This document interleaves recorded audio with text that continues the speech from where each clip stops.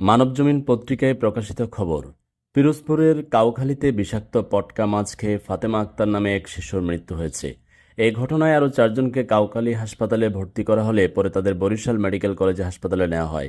তাদের অবস্থা আশঙ্কাজনক বলে জানা গেছে।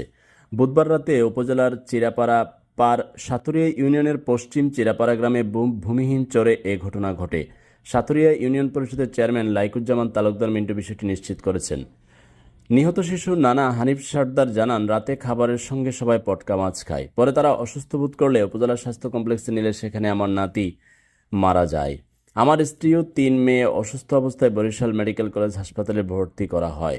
উপজেলা স্বাস্থ্য কমপ্লেক্স হাসপাতালের জরুরি বিভাগের চিকিৎসক ডাক্তার সুব্রত কর্মকার জানান, রাত 2টার দিকে গুরুতর আহত অবস্থায় তাদের হাসপাতালে আনা হয়। তাদের মধ্যে ফাতেমা নামে এক শিশু হাসপাতালে আসার আগেই মারা গেছে।